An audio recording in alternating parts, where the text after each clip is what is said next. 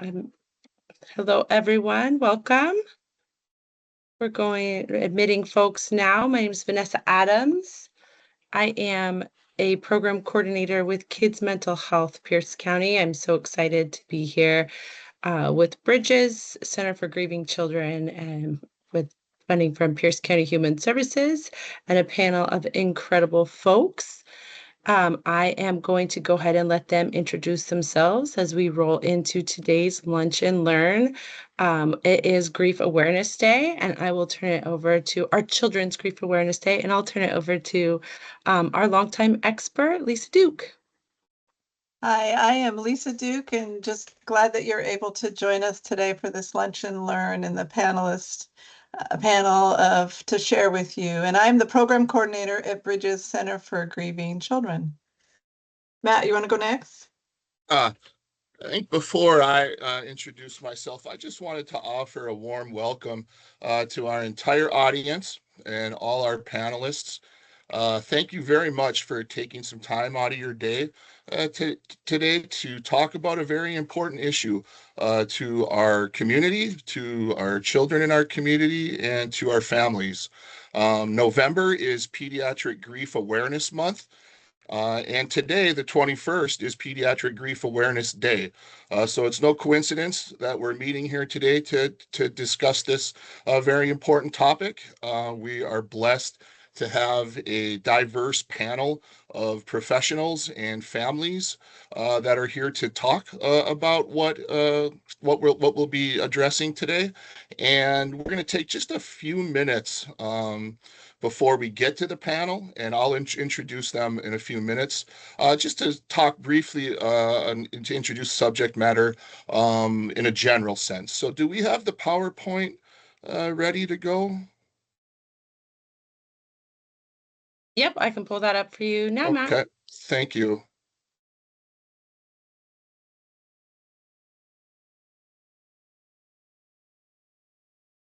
And as Vanessa's doing that too, I wanted to just say Bridges, in honor of this month, has put together a grief toolkit, which we'll talk a little bit more about throughout the presentation. But we want you all to know that we will have this available to you in PDF form, so you can reach out to us afterwards, and we would be happy to get that to you afterwards. Okay. So yeah, that's what we're going to be doing today. We'll be talking to the panel. That's what I had mentioned. So we can go to the next slide.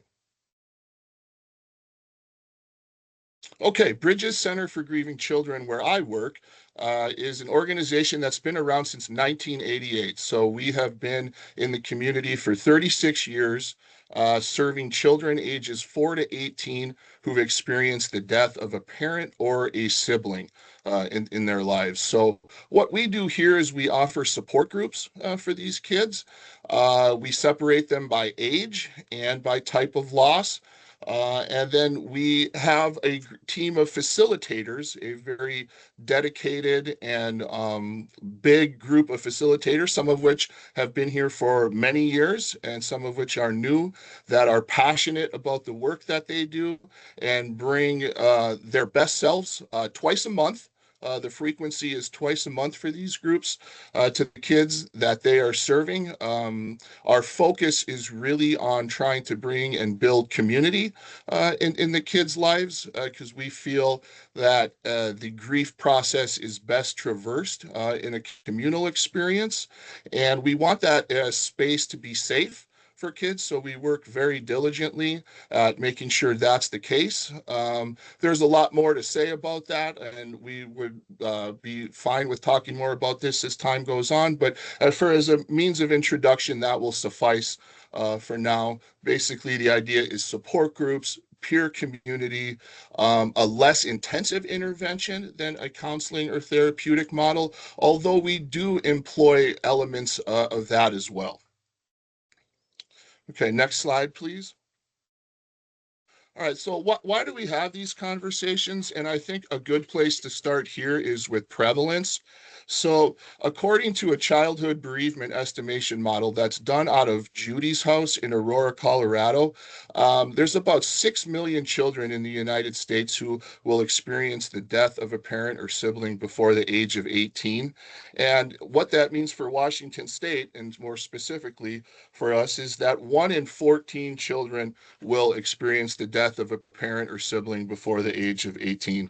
Or another way to put it is around 115,000, or about 7% of this age range. So we're seeing a lot of these presentations now. We're getting outreach from school counselors talking more about this, and we're just kind of seeing the prevalence of this tick up a little bit. And so why is it important? I mean, so what we're seeing here, as you can kind of take a look at this graph, is what I say grief-related adversity. So not in conjunction with the grief, a lot of our families will have to deal with concurrent stressors. So things like financial issues, legal matters, moving, role changes, all kinds of things that are happening kind of ancillary to the grief. And if that is not really addressed or dealt with, we can see disrupted development in the kids. So as the slide says, we have mental health concerns, some relationship difficulties, problems in school.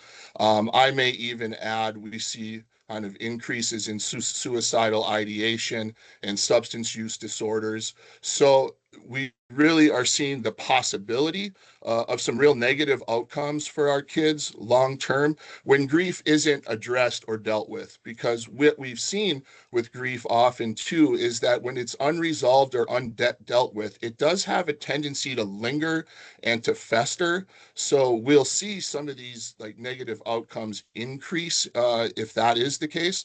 So it's very important to have these protective factors at the bottom, like a caring community. And that's what we're doing at Bridges, really, is creating a community of people who are in a safe space to really just navigate their own grief process in a personal way, in a way that they feel comfortable, and in a space that where they're safe to do so. So you could see some of these other factors as well, like role models and some coping skills, peer support, all these types of things that we do at Bridges will help push back against some of these adverse outcomes that can really disrupt some kids long term. And conversely, when we are able to use some of these protective factors, we will see these negative outcomes decrease and go down. Okay, so next slide, please.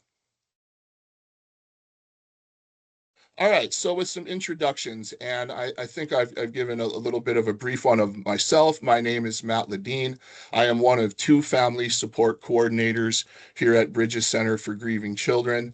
I've been on the job now about a year and a half, and I spent some time here about 10 years ago as an intern. So Bridges is a very important and special place to me, both in my professional and my personal life.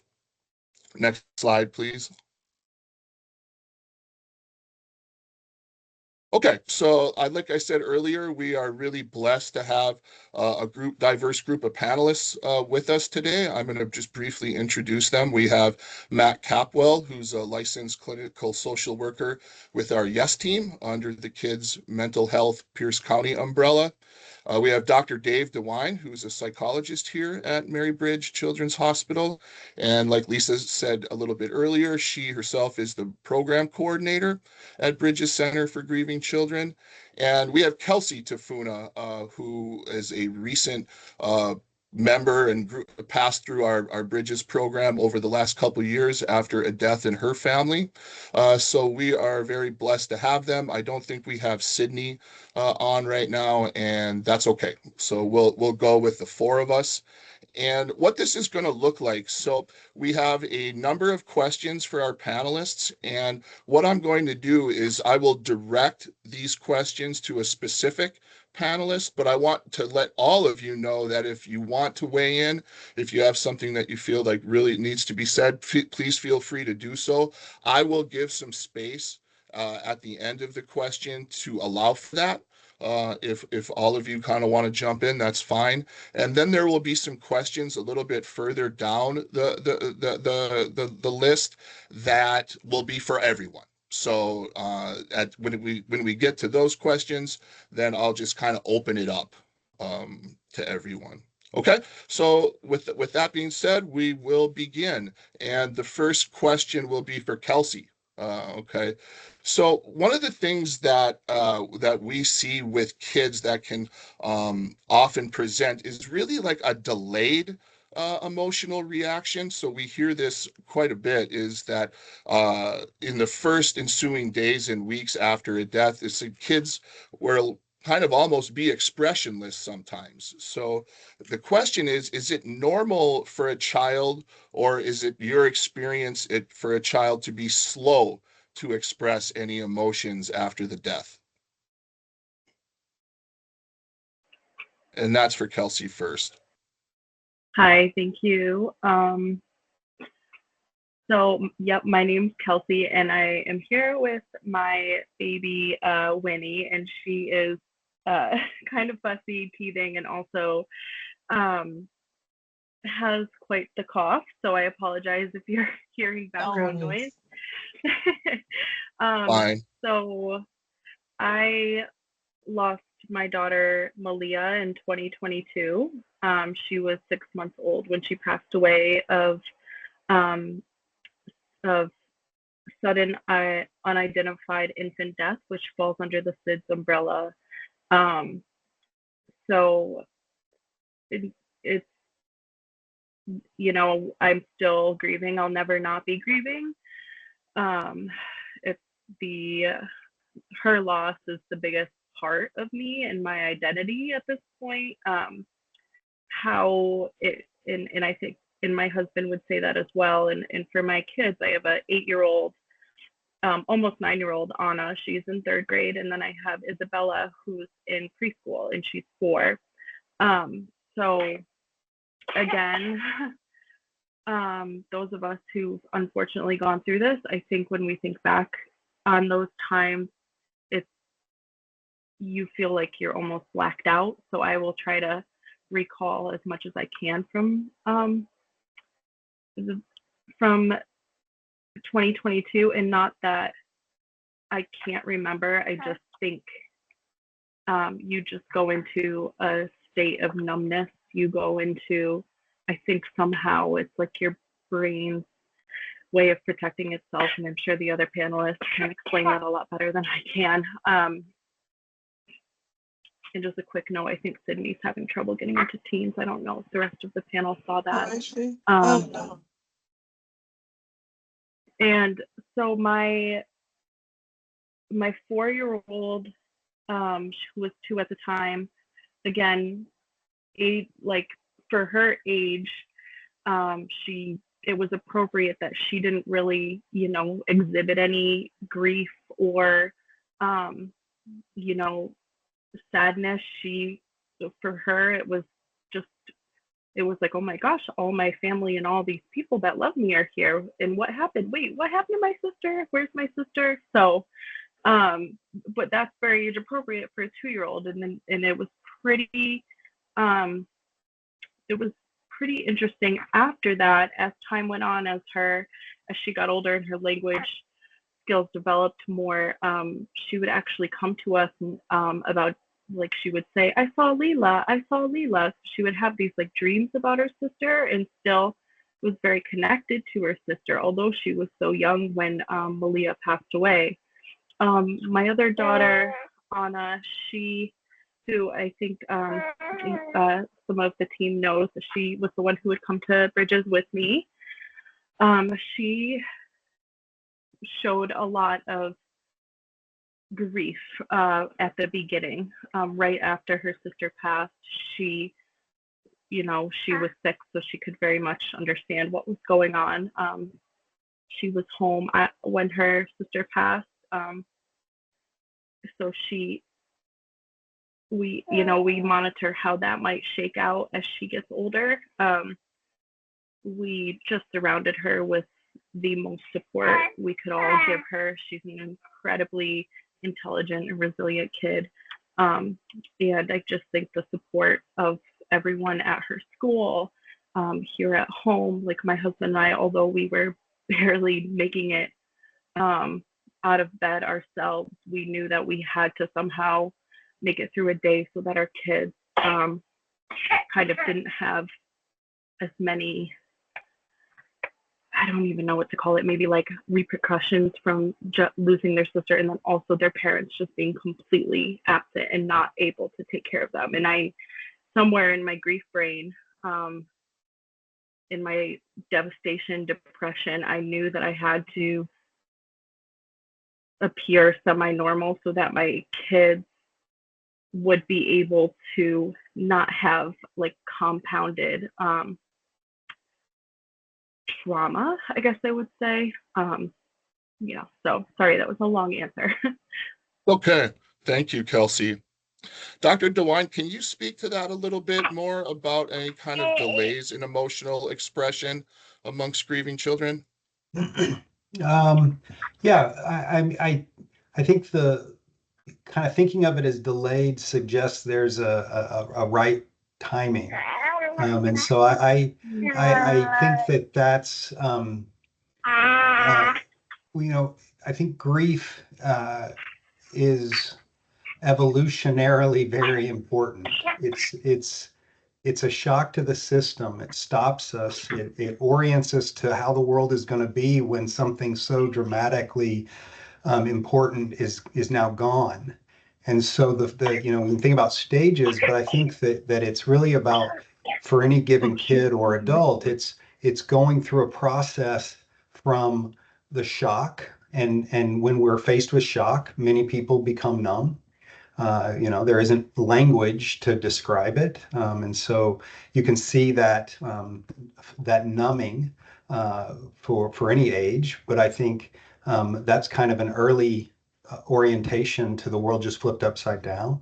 But the process of grief as an important piece is moving us from that space to transitioning our relationship with the person we've lost from an interaction to a memory, and then consolidating that into who we are and our identity. And Kelsey, that was I'm so grateful for what you shared about how that is such an essential piece of yours and your husband's and your daughter's identity. And then from there, moving on along into new relationships and developmental milestones. And so I think the more we think that we can speed that up for one person or a kid, well, you know, it's delayed, suggests it shouldn't. And I think it's really about orienting to the fact that those early phases for anyone, whether you cry all the time or you go numb, is shock. It's orienting to the world just flipped upside down. And if I just keep going on, I don't know how to do that. I'm going to get lost. And so grief slows us down. It tells us we have to stop. Very different. It's the same sensations often as depression, but depression is it's not, there's not a utility in it. It's slowing us down when we need to get moving. And so I think that's an important distinction. And so many people get numb when the world flips up. Yeah. Yeah. And if I can just add, Matt, I think Yep. one thing too, that for professionals to remember, and the adults caring for kids, if a child is presenting with flat feelings, numbness, it does not mean the grief is not there. It's a coping, as you're talking about, and as Kelsey talked about as well, that fog that is really normal. It doesn't mean that it's absence of the grief. So I think, yeah. I don't ever remember not, I don't have any memories of without my parents as a kid. So for many kids, you know, it's like there's nothing to compare it to. So orienting to a completely unexplainable change in the world, tears aren't the only approach to that. Yeah. Yeah. Yeah. We want to be ready for a range of emotional expression that may not fit a predetermined, pre-ordered time frame. Yeah. Okay, so the next question is for Lisa. At least we'll start with Lisa. So one of the things that our families will run into sometimes too is what I may say as platitudes. So they may get a very basic question about just how are you, and response can be just I'm doing fine.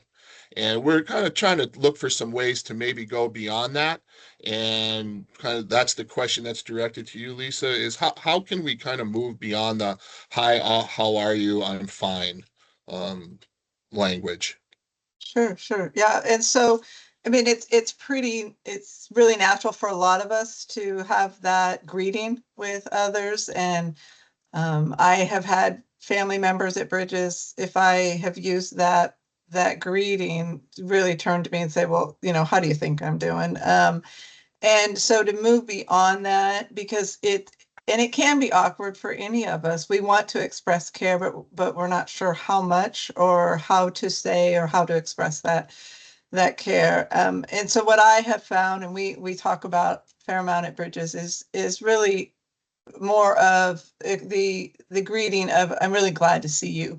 I'm glad to be with you for this time that we can be together. And I think then beyond that, really looking at going beyond that surface and then showing interest in their experience. So asking questions, how are you feeling physically today? Because we know grief can really impact us physically. And really looking at then what is maybe something in your week, in your day that you're particularly thinking about? Is there anything that caused you to laugh this week? Is there anything that is consuming a lot of time for you? Asking some of those questions can really be helpful to go beyond the how are you kind of question. And then it can communicate, yeah, I'm alongside you. I want to know how you're doing at the pace that you can share that or connect with that when you're able. Yeah. So, yeah. Anybody else want to weigh in on that? Give you a chance. Yeah, that's okay. Thank you. It really, as like I think Lisa mentioned on that one, is really to engage in the personal. We want to make sure that we are concerned at that point with individual level welfare. And that's one of the intent there. Okay, so the next handful of questions are really directed at Dave, a little bit more in a professional sense. So the first question is kind of like it deals with our partnership with schools a little bit. So we're asking Dr. DeWine if there's any suggestions that he has about working with schools to get a child's needs met in terms of staying in school, behaving in school, and it's more maybe in a more specific sense, talking about is it okay to set boundaries for a child who is grieving, and just kind of how do we deal with that through the academic environment.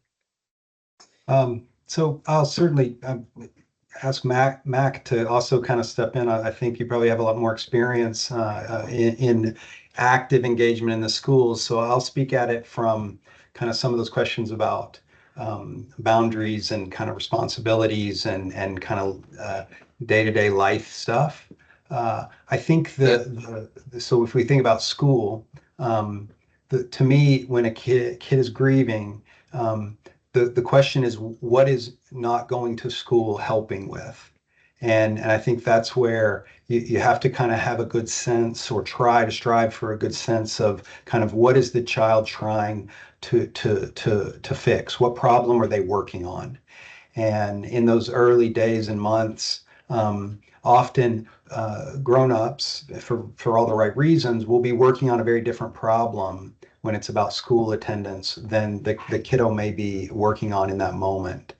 And when we think about grief, those early goals are to feel it, to remember over and over, to consolidate it, and then to kind of imagine how life can go on without that. And so on any given story or any given experience, it becomes really important of what was going to school like before. What did that mean in their relationship with the person they lost? What does it actually mean if they go to school from their point of view? And so a couple of thoughts about that. One is, you can always redirect the next day. So do the best you can with the information you have. So if a kid is overwhelmed and as a parent or a caregiver, you don't know what to do, you can take a pause. You're not breaking anything. Um, and two, that how the child uses the time if they don't go to school, I think is really important. Staying home because you're grieving and then isolating and being online all day long isn't probably preparing you psychologically, emotionally, or functionally to go back to school eventually. And so, you want to be thoughtful about, okay, how can we use that time off to really care for you in the way that you need? Next, I certainly think that the more loving, caring, supportive people in the school, both friends and professionals, the more important it is to get them engaged and letting the kid know how excited the school is to have them. Again, I think we really want to separate the mindset of mental illness or mental health problems from that unpredictable process of grief. But at a certain phase, if it has become active avoidance, now the kid is anxious to go to school because they're so far behind. That becomes a very different process. But phasing, kind of a little bit at a time for some kids. There's no one way. Um, but I do think it's important to try our best to understand what is the child trying to solve by not going to school, and there's probably ways that we can help them solve that problem. Yeah. Mac, I certainly will defer to you. Kind of love to hear your thoughts about how you engage them, boots on the ground there. Yeah. Sure, thank you. I was going to talk about engaging folks at the school and recruiting allies. So I'm glad that you touched on that, Dr. DeWine. I think it's important for the young person to have advocates at school who know what they're going through, who understand a little bit about what is going on for the child, especially if there are behavioral or attendance problems. It's possible that the school might need to relax some expectations for a little while in the service of keeping the child at school, engaged in their community, and in a positive environment. So I think, like Dr. DeWine was saying, what can parents do at home to support, and what do expectations look like at home, and what does the community look like at school, I think are important components. Thank you. I can jump in here too, Matt. I have a multifaceted lens in this arena, as I am also a school Please. counselor and was a school counselor in Tacoma schools. I was at work the day my daughter passed away. So I do have a lot of trauma about I no longer am able to work in person. I only work from home now because I kind of lost my ability to work in person. But I am a licensed school counselor for both the state of Washington and the state of Massachusetts. And with my experience as a parent, my daughter, who was in first grade, and it was the beginning of her first grade year, shout out to her school, Whittier Elementary. They welcomed her with open arms. She was surrounded by support within the school, from the principal to her teacher, to her kindergarten teacher, to her school counselor, and we communicated daily. Her school counselor pulled her in when she could, but also, we didn't hold her out for long, and we also had a lot of family around at the time that were picking her up at school and at the bus stop and stuff, so she was excited to see the family. So that's, she's an elementary school student, and from a school counselor standpoint, experiencing this with older students, if they do, and in my current job now, I work at a virtual school, when the kiddos are out, and like Dr. DeWine said, when those assignments are compounding, and that just will add to the stress, add to everything. So I really think supporting the resiliency of kids as much as possible, to be able to kind of return to, it's never normal after such a pivotal loss never normal, but just some level of like, okay, I'm working towards something. Okay, there is, you know, there are a little bit of outlets, and things definitely are harder when kids have like, you know, additional, as we call ACEs, you know, obviously everyone here knows that. That makes the grieving process harder. In my family's experience, we are fortunate to not have that many, or my daughter does not have many ACEs other than like the loss of her sister. So I think trying to increase like as many protective factors and help eliminate and navigate some of the risk factors as best as possible for a grieving child is pivotal in their ability to be resilient. Yeah. Thank you, Kelsey. I don't think I can overstate the importance of the partnerships with schools who are on the front lines with our kids dealing with this on a daily basis and having a really host of issues that they're having to handle with their student populations, grief being but one of them. So yeah, we really want to partner with our schools as much as we can to help them and assist them. One housekeeping thing that I had forgot to mention at the beginning, I just want to let everyone know the chat is being monitored. So if you do have some questions that you want to ask, feel free to put them in the chat. We'll have some time to get to them hopefully at the end. And if we don't get to all of them, we'll follow up and get back to you. Okay, so thank you for that. The next question will go back to Dr. DeWine. And another one of the many things we hear from our families is children having problems with sleep issues that are grieving, like not wanting to sleep in their own bed or having a real difficult time in falling asleep. What might be some ways that we could help families with their children dealing with sleep issues? You know, sleep, obviously, it's a vulnerable transition space for lots of people.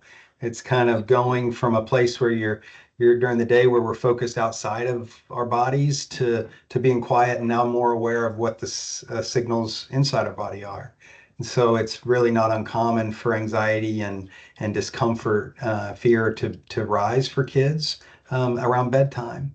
I think it's for every kid, it's essential to understand, well, what was their sleep routine? What did going to bed at night mean before the loss? Well, you know, was it a sibling or a parent or a grandparent that was actively involved in tucking them in?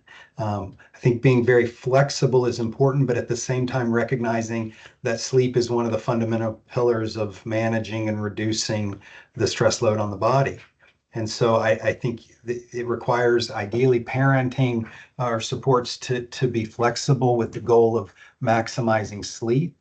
But I guess I'll piggyback this on the last one too, something that I think I didn't say, that in every experiment to kind of care for a kiddo, the conversation can always include afterwards, how did that work? What's the next thing that's going to help you? Because the goal is to progress back to optimal function and health. And if we can circle back around, whether in the morning, how was sleep last night? What can we try tonight? What are the things, right? Let's imagine what sleep's going to look like in a few weeks. You know, that can really orient the idea that it's not stuck in stone. Some things can't be changed, obviously, with loss. But sleep, physical activity, pain, emotions, they do ebb and flow, they can change. And so I think that there's really essentially the importance of circling the wagons and listening to kids. And if they're telling us they're scared or that they can't fall asleep around this period of time, that makes sense to be able to accommodate that and kind of help. You know, if it's a month, 3 months down the road and they're waking up in the middle of the night and coming into our bedrooms and over again, and it's disrupting their quality of sleep, well, then it might be a need for an intervention. But most kids, when there's a disruption, sleep does get dysregulated. Appetite often goes off a bit. Concentration can fluctuate dramatically. Mood can be really swingy. And so we want to have grace and compassion that this is a phase that their bodies are going through. But I discourage getting overworked up that this is a sign of what it's going to look like 3 months from now. So, yeah. Okay. Thank you. Anyone else? Matt, can I just ask, there was a question in the question and answer for Mac and Dave, if, and it looks like Kelsey may have to rejoin, but that, can 504 plans be used for grieving students as a resource at school? I defer to Mac on the logistics of this. I think that the primary purpose of a 504 plan is for uh, an expected problem, a condition that is expected to continue ongoing. And I think especially in the early phases of grief and loss, we want to relax those expectations and be flexible on a given day and week basis with the expectation of getting to school, feeling supported. I don't think it's universal that every kid after a loss doesn't want to go to school. I think in my experience, many kids do. They want that normalcy. They want to be able to go to places where they have some mastery and control and their friends. And so I think kind of when you move into the question of a 504 plan, not, it's almost establishing that this is going to need accommodation in a way because the kid can't learn at the same level without those things. And so I think you just want to be, when schools can be flexible without those, I think that's great. If it moves into a primary adjustment disorder or depression, it becomes a clinical issue. That's when I tend to counsel for 504 plans because those do require time away for counseling visits or accommodations for homework. But maybe most teachers are flexible around this. They're willing to suspend assignments and things. Not always, but yeah. Mac? Yeah, that was around what I was going to say too. I'm not sure that a formal accommodations plan like a 504 plan is necessarily the best choice, especially at the very beginning, right after a death. I think the flexibility that you were talking about, Dr. DeWine, is the most important thing.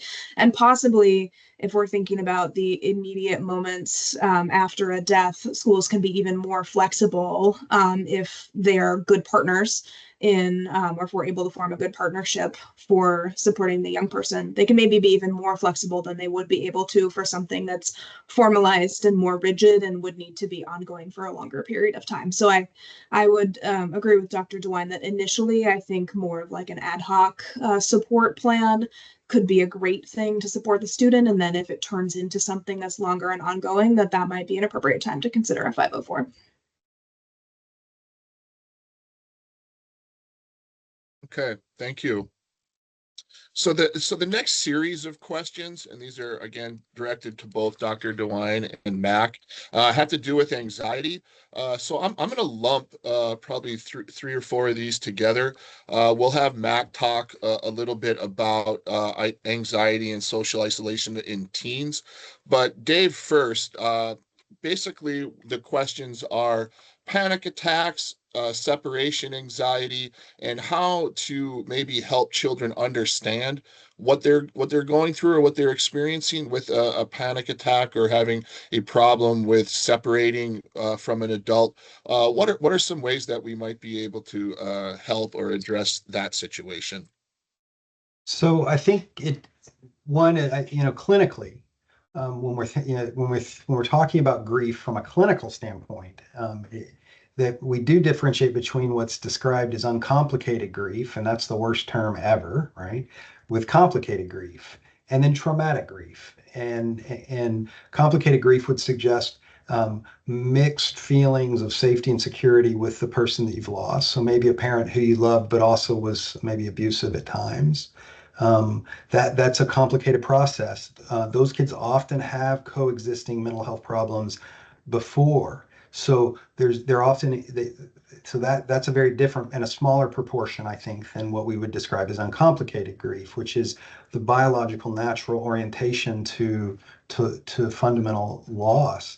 And so when we think about terms like anxiety and panic attacks, we move into pathologies. A panic attack is a false alarm. It's the signal that a grizzly bear is running at you when there's no grizzly bear. And it's hard to call it a false alarm if you're getting overwhelmed and you can't tolerate all the sensation in you because your mother passed away. And so I think you recognize it as an emotional intense experience that is really uncomfortable and temporary and safe, and you don't necessarily assume it will continue to happen.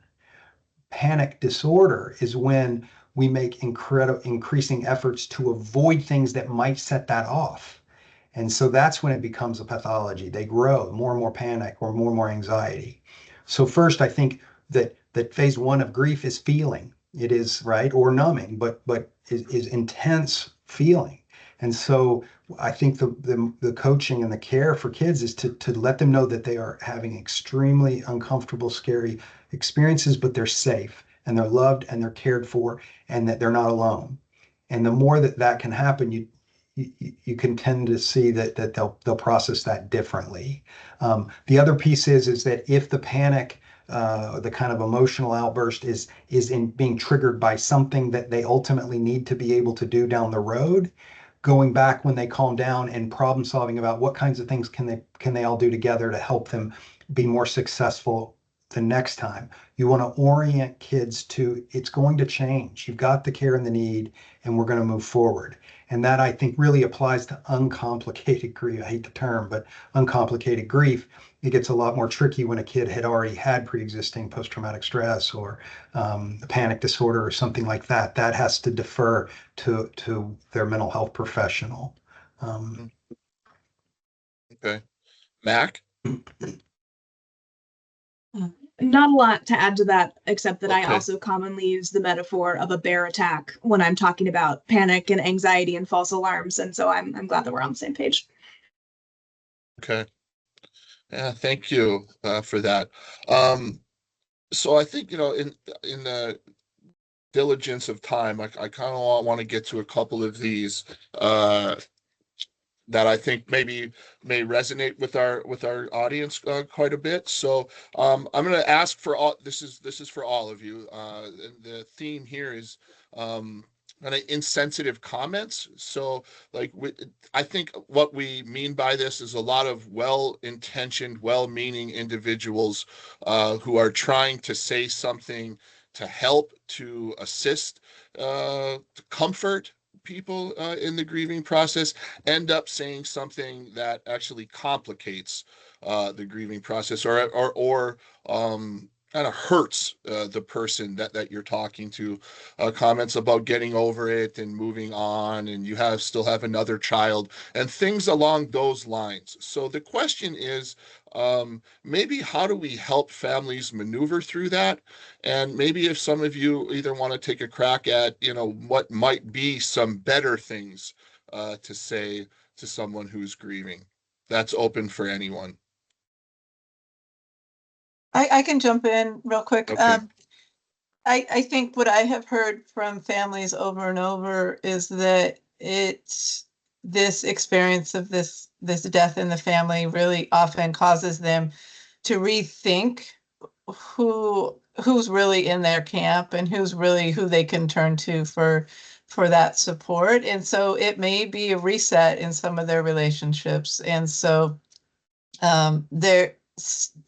there's often a realization that some of the people that they really were able to connect with before the loss of a child or a partner really are not able to be there in the way that's most helpful for them. And so sometimes it's just that reset of, okay, who are the people I can go to when I need to really get the support around my grief, and being willing and flexible and being willing to do that can help with those comments.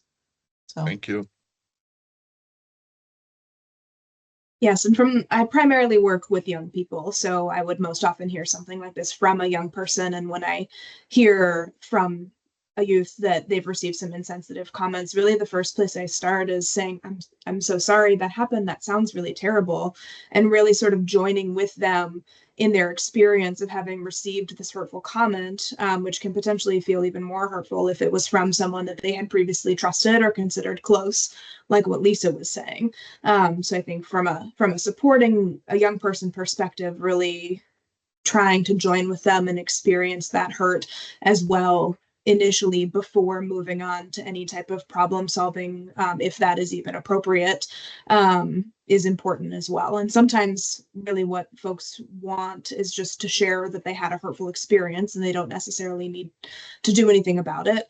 And then at other times they might be interested in, like, what are some strategies to try to avoid these comments or address these comments, and then that is something that you can problem solve together with someone.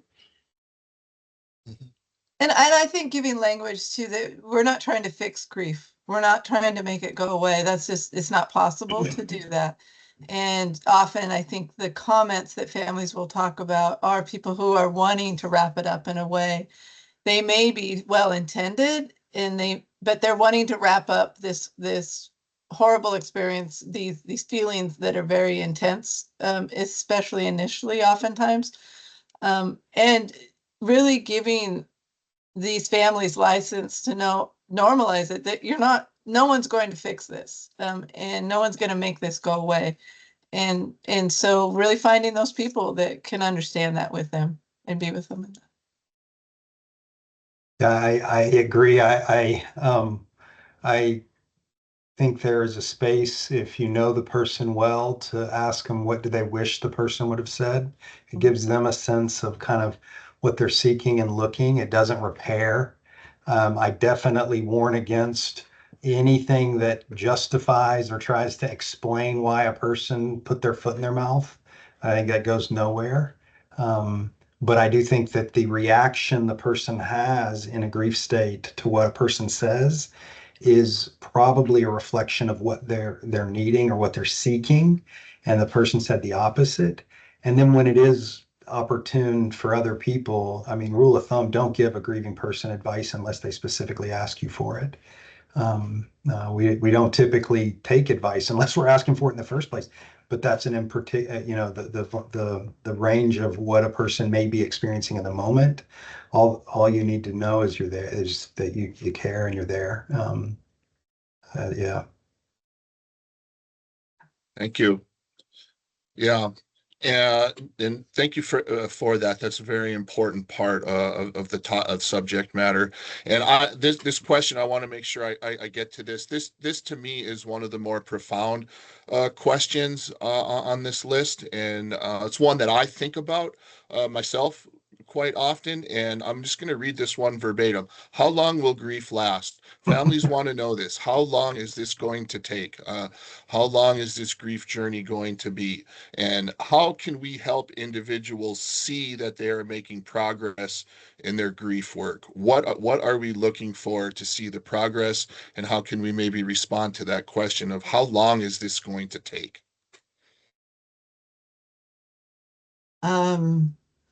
I can jump in. There's no roadmap. There is no definition of how long this is going to take. And I think Kelsey touched on that earlier, that they are still grieving, and she knows she will be grieving her whole life, the loss of her child. And I think some of the things that I resonate with that Mac and Dave both said is this sense of progression. And Mac was mentioning that with students, what are we working towards? What are we progressing towards? And I think that is what we look for at Bridges, is a sense of movement. But the definition of that movement is with the individual, with the family, and the individuals within the family as well. But that there's hopefully some movement through that, the experience of the grief. So the feelings, like Dave was saying, to really resonate with those feelings, that they're going to hit them in waves again. But it takes as long as it takes, I guess. I think it depends on your definition of grief. And I think if somebody was asking me that, I would be guessing what they're asking is, how long am I going to feel like I can't live or I can't, right? The intensity.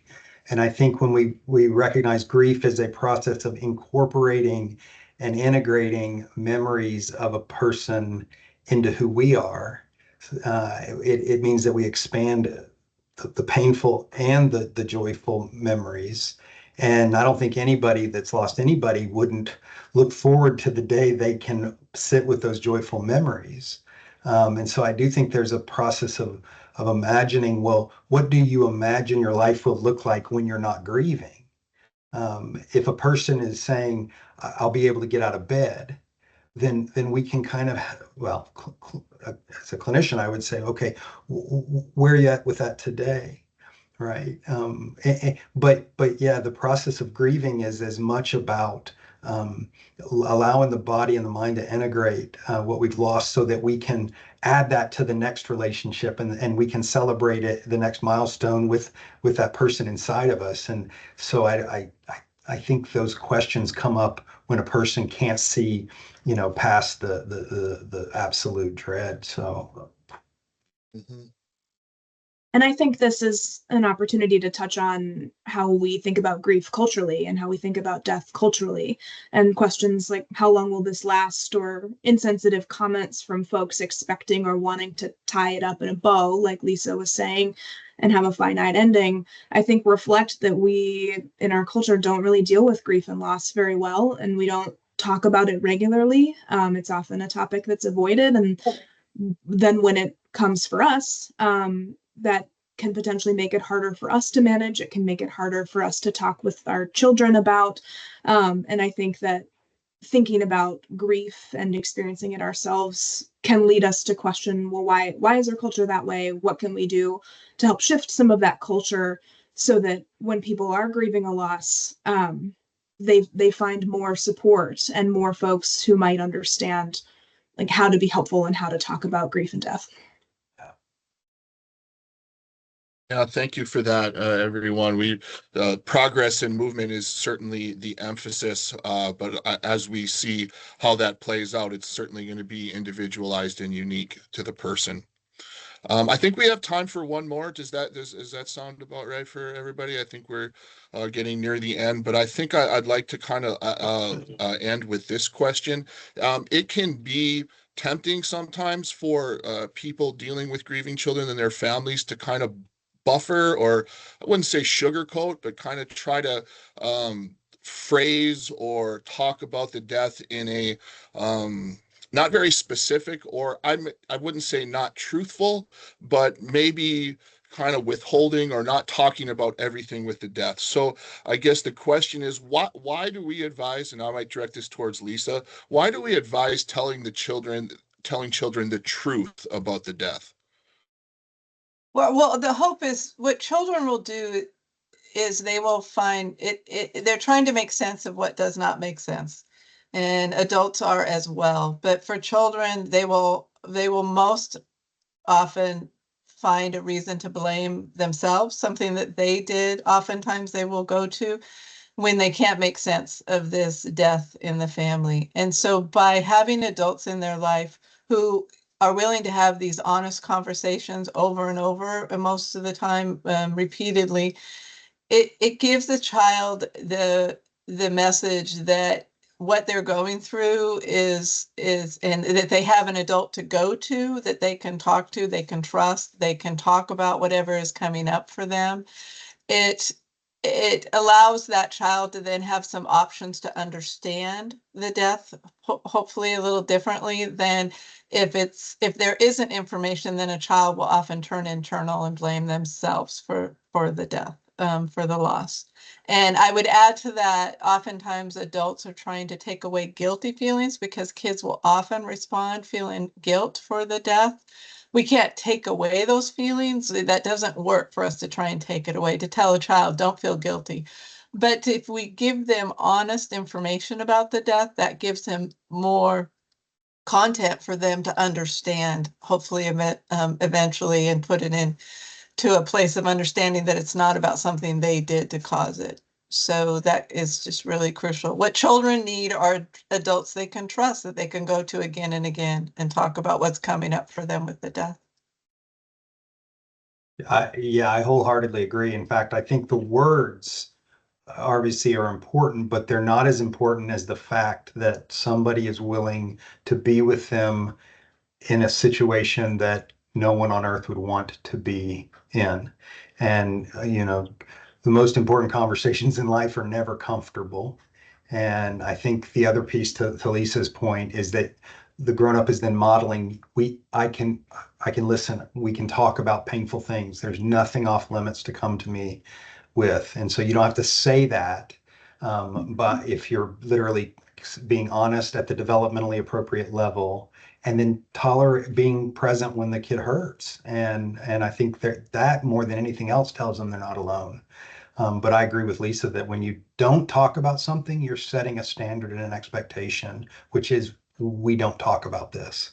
And I think that's counter to grief. Grief wants to talk about it, wants to remember it. Yeah. Yeah. I just want to say, with my 8-year-old, we always talk about Malia daily. She's always part of our conversations. She's always, although she's not physically here, she's just, I have 4 daughters. So when we would talk about her on my 8-year-old wouldn't always, kind of talk back about what we were talking about or fully acknowledge. But when she went to Bridges and she was in that group with other kids her age, like who'd experienced the same thing she had, although they weren't always talking, about, the loss, who they lost, how they're feeling, just being in that space of support was, like, I forget who said it, but even more important than the words themselves. Yeah.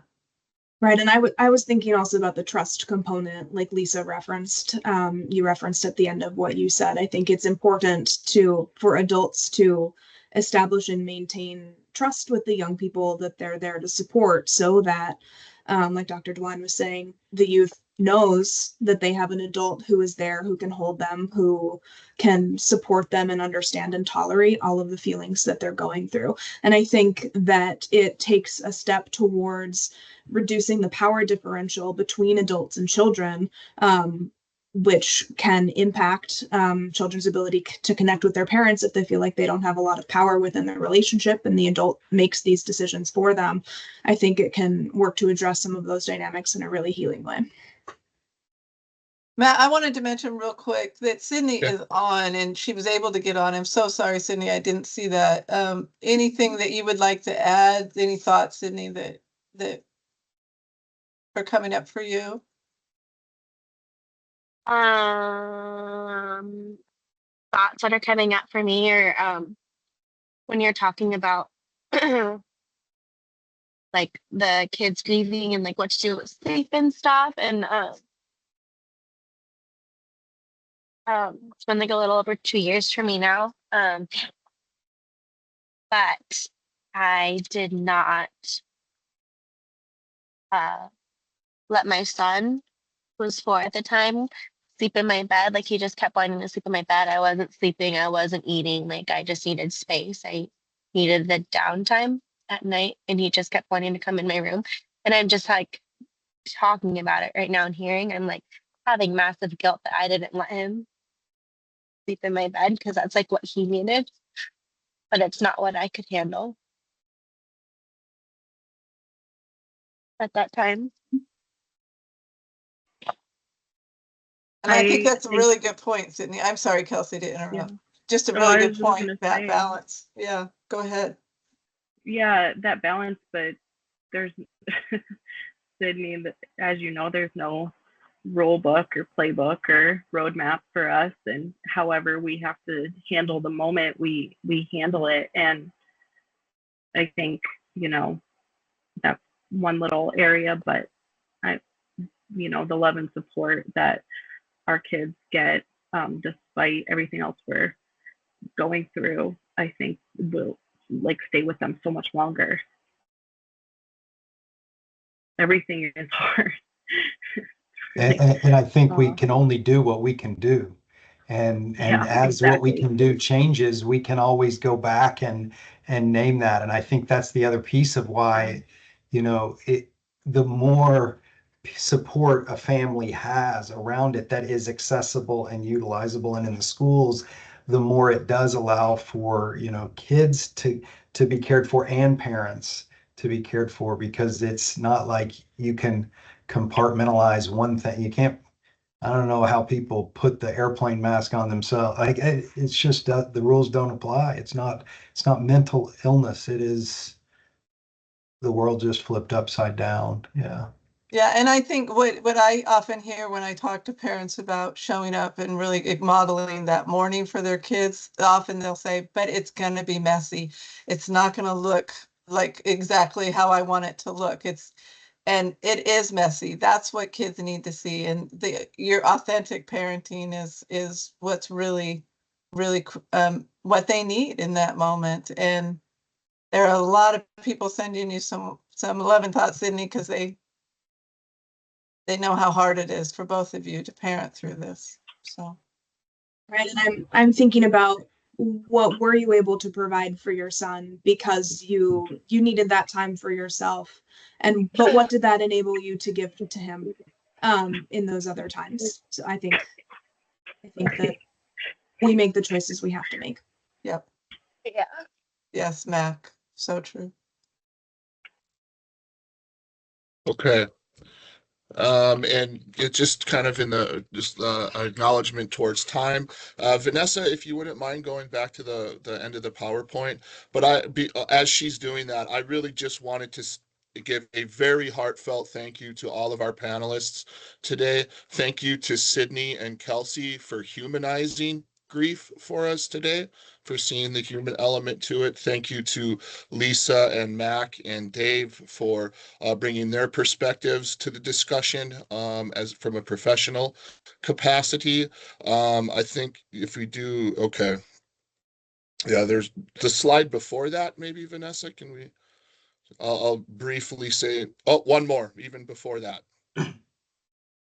There we go. Okay, so the one thing I would just say here very quickly, very briefly, is just to emphasize the importance of the adults in the kids' lives who are grieving. So we know that being able to model a healthy grief response for children will go a long ways, and that the avoidance of doing so can also contribute to some maladaptive outcomes.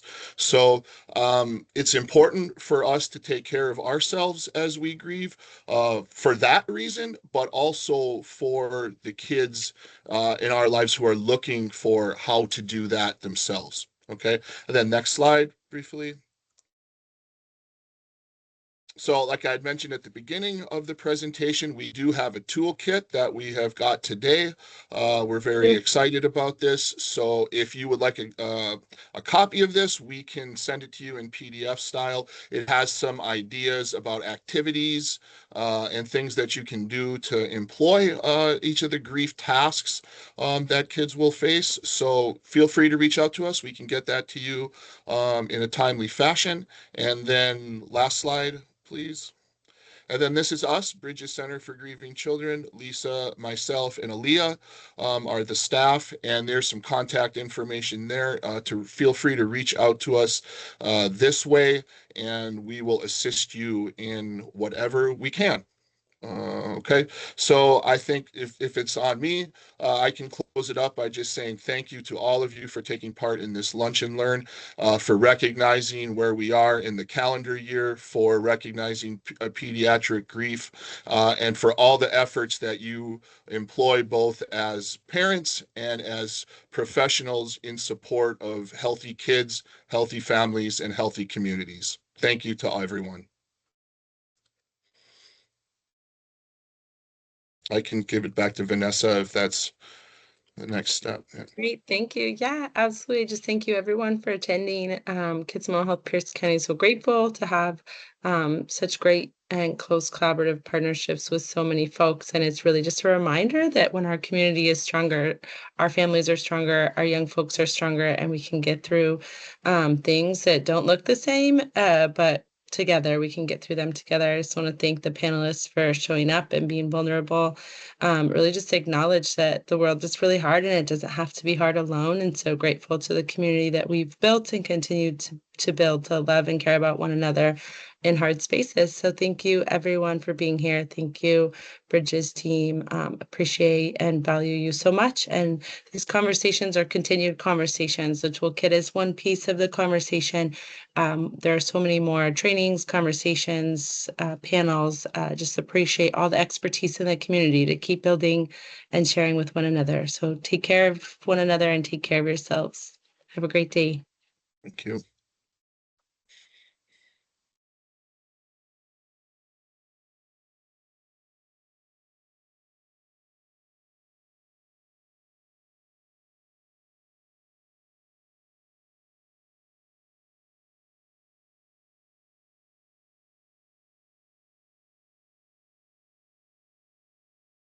Kelsey, thank you so much.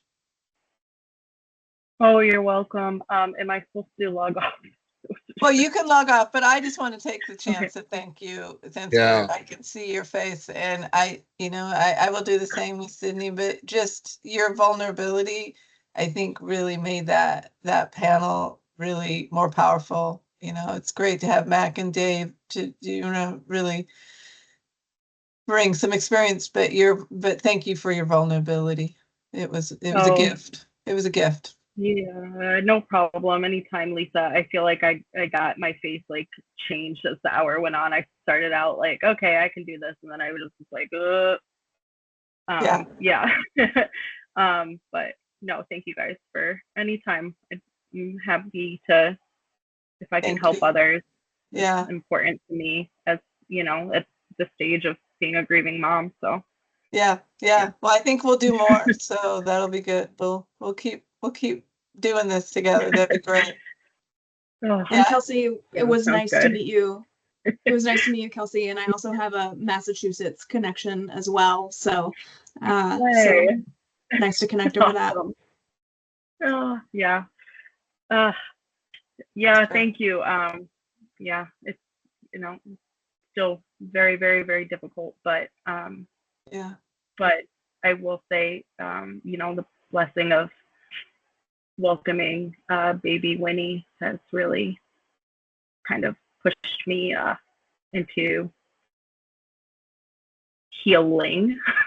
I'll never like be healed, but definitely like a space of healing. Just having my arms full again with everything. Yeah. How old is Winnie now, Kelsey? She's almost 8 months, Matt. So we made 8 it months. through that scary 6-month period. Wow. When she turned 7 months, I was able to like take a breath. And she's just doing awesome. And her middle name is Malia. So she's named after her sister. Yeah. Always So remember when you brought her to the zoo. I forgot about the zoo. She was like 2 weeks old. I was gonna say, I mean, she was like this. It was like this. Yeah, she's big. That was a highlight for Matt. He came back to work raving about that. That was my awesome. God. Yeah. I know, it's probably crazy of us to do that, but I think we're like a free time at the zoo and a one-on-one with animals just for our kids. Yes, let's do it. Yeah. Bundled her up and brought her along. That was great. Great. Thank you guys. All right, I'll sign off. Let me know again, Lisa. I'm happy to help out with whatever. Yeah. Okay, bye. Okay. Thanks, All right. Kelsey. Okay. Thanks for having me. I'm gonna Thanks, sign Matt. off as well. Yeah, that was great. Thanks, Mac. Thanks so Bye. much, Mac. Thank you very much. Anytime. Yeah. Yeah. Hey, Well, Matt. Good job. You got to adjust a little bit. I'm kind of Totally. keeping an eye on the clock and looking at my question list and going, all right, something's going to have to give here. So basically, I think you can see what I did is I just compacted all those anxiety questions that's into good. one.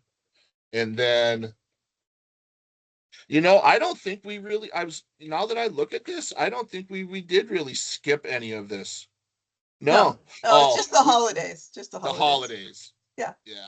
That's we didn't okay. get to that. That's all right. Yeah.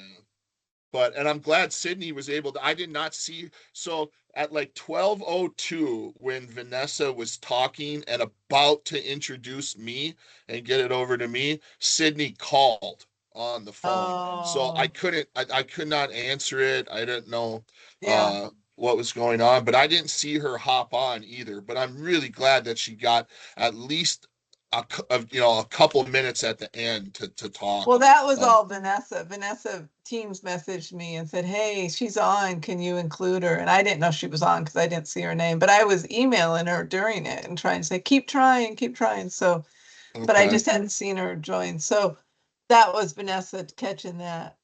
So, Good. That's great. I mean, we pretty much, and my talk at the beginning didn't go too long either. So yeah, no, it was some as successful as could be. I guess. yeah, Yeah. no, I thought it was fabulous. So that's great. Okay. Thank you. Yeah, Dave is something else too. I never met him before. You know, Yeah, he did our panels in person. He's great. man, it And just Dr. yeah. Persis was on there. She's the head of psychiatrist for multi-care now. She kind of oversees training for them. She was chatting in there too. So it was great to have lots of experience on there. Okay. Yeah. I did, it looks like it's mostly multi-care employees. Yeah, I don't recognize all the names, but yeah, Okay. yeah. What do we want to do about, I can see people want the toolkit. I was gonna try and find out this Lori Kalawahi. I will try and get that from Vanessa if I can. Um, so we'll put it on our website too, and hopefully people Okay. might reach out. Courtney wanted one. Courtney Angeles. Oh, did she? I didn't see that on there, but Yeah, just above that, Lori Calloway. okay.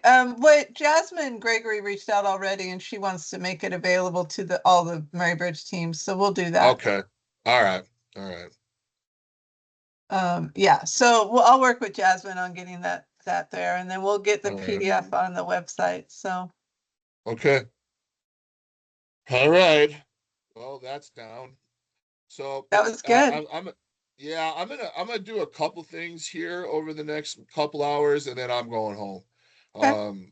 And I'll work on tomorrow. So like tomorrow, I mean, we're talking about meeting at that place at what, like 8? Is it? I forget. Is it 8? Oh Yeah, my. let's if you get there at 8:15, no worries. But Shoot for 8. yeah, that's what I'm Yeah. doing. Okay. Yeah. Okay. I was up at that hour a little bit today and just thinking about tomorrow, like, oh man, Yeah. I think I'm gonna try to go to bed very early and get up very early and just, I don't know, get some Yeah. caffeine and away Yeah. we It'll go. be what it'll be, and then you can crash afterwards. Yeah, I probably, honestly, I think I'm gonna probably come into the office again tomorrow, after that and just kind of work Okay. on bins. Okay. A little bit. So, but yeah, that'll be the rest of today and tomorrow, and then we'll go from there. Okay. Sounds good. All right. Thanks, Lisa. Okay. Talk to you We'll tomorrow, see if you not later soon. today. Okay. Okay. Sounds Okay. good. All right. Okay. Bye. Bye.